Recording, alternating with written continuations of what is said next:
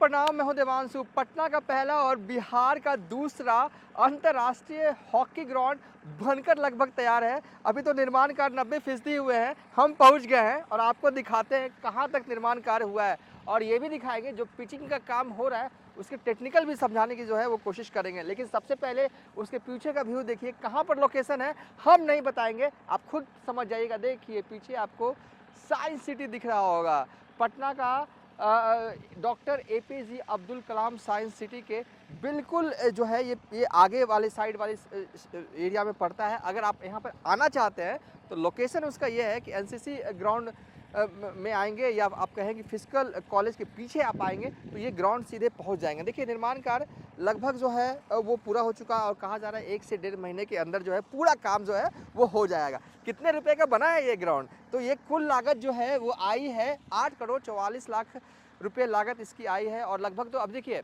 ये अभी पीछे जो देख रहे हैं ना, पीछे दर्शक दीर्घा बनना बाकी है, ग्राउंड लगभग बनकर तैयार है। देखिए कई लेयर की फेंसिंग, कई लेयर जो है यहाँ पर होता है, पिचिंग का काम भी होता है। जो हम इस वक्त छू रहे हैं यहाँ पर देखिए गिट्टी से पिचिंग का काम जो है वो पूरा हो चुका है। आगे जब हम बढ़ेंगे तो वो एक और लेयर जो है वो पिचिंग का काम जो है वो किया जा रहा है। वो पिचिंग गिट्टी की नहीं हो रही है, वो रबड़ की पिचिंग हो रही है। जो यहाँ के इंजीनियर ने हमें बताया है कि ये जो पिचिंग आप देख रहे हैं भाई साहब, जो कि इस वक्त जो है वो काम हो रहा है वो रबड़ की पिचिंग है। देख रहा होगा आंखों से ये गिट्टी की तरह, लेकिन ये रबड़ की पिचिंग। और एक चीज़ और जो मेरी आंखें देख रही है, बिल्कुल चमचम एकदम हीरे की तरह, भले ही काला हो इसका रंग लेकिन बिल्कुल चमचमाता हुआ ये दिख रहा है। और ये गिट्टी नहीं है जो इस वक्त कार्य कर रहे हैं, वो रबड़ की पिचिंग है। और इसके बाद जो लगेगा, जो पिचिंग होगी वो टर्फ होगा।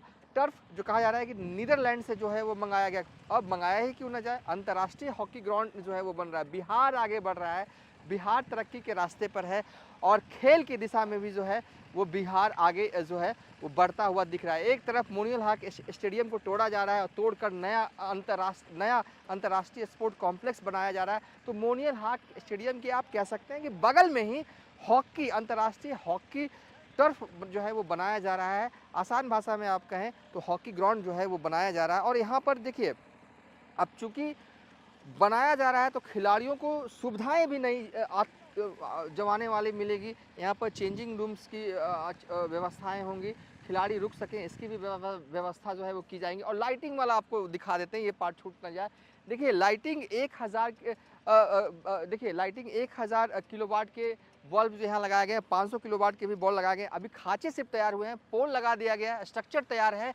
कभी भी जो है जब वक्त काम आखिरी दौर में होगा, उद्घाटन करीब होगा तो लाइटिंग लगा दिए। लाइटिंग लगाने का मकसद ये है कि खिलाड़ी हॉकी का यहाँ पर सिर्फ दिन में ही प्रैक्टिस ना कर सके, अंधेरा उनके लिए कोई जो है वो समस्या उत्पन्न ना कर सके, रात में भी जो है वो प्रैक्टिस कर सके, इसकी व्यवस्था है। यानी कि बिल्कुल हाईटेक, बिल्कुल नए ज़माने वाला, दिन रात जो है वो खिलाड़ी जो है यहाँ पर हॉकी की जो है वो प्रैक्टिस जो है वो कर सकते हैं।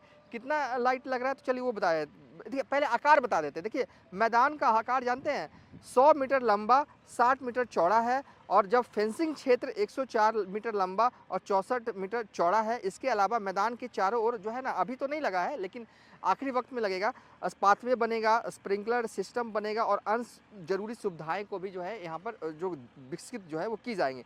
मैदान में दर्शक के बैठने की व्यवस्था भी की जाएगी ताकि छोटे और मध्य स्तरों के मैच के दौरान दर्शक खिलाड़ियों को चीयर कर सके। देखिए अब खिलाड़ी खेल रहे हैं और दर्शक कुछ शूटिंग ना करें, कुछ चीयर अप ना करें तो मज़ा ही नहीं आता। तो अभी तो आपको दर्शक वाला कोई सीट नहीं दिख रहा होगा, लेकिन आने वाले वक्त में सब दिखेगा, सब काम जो है वो किया जो है वो जाएगा आने वाले वक्त में। फिलहाल बेस निर्माण, एलईडी फ्लड लाइट और जल प्रबंधन प्रणाली से जुड़े कई महत्वपूर्ण कार्य पूरा जो है वो किए जा चुके हैं।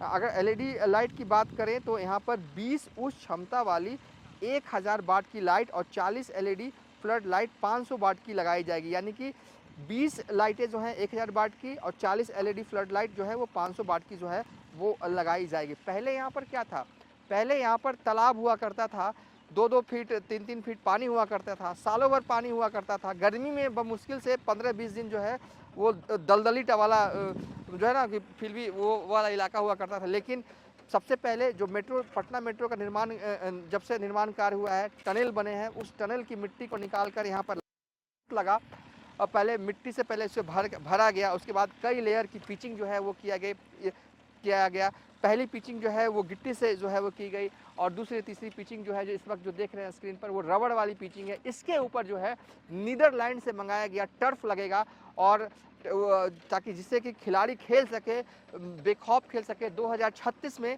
भारत में होगा ओलंपिक गेम्स और ओलंपिक गेम्स जब हो रहे होंगे तो हो सकता है कि जो यहाँ खेलने वाले छात्र हैं, हम यहाँ खेलने वाले खिलाड़ी हैं, उस ओलंपिक में भी उनका चयन हो, क्योंकि 2036 में भी वक्त है। स्टेडियम तो बहुत पहले ही तैयार जो है वो हो जाएगा और दिन रात यहाँ पर कार्य जो है वो हो रहा है। बिहार आगे बढ़ रहा है।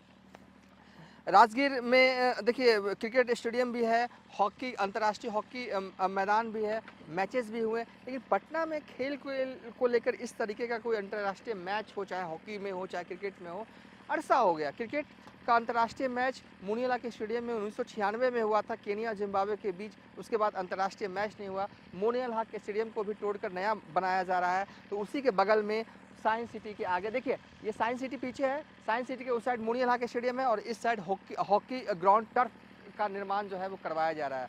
बहुत अच्छा लग रहा है हमको। बिहार आगे बढ़ रहा है, अब खेल में भी आगे बढ़ेगा। चलिए इस वीडियो को यहीं पर वाइंड अप कर देते हैं।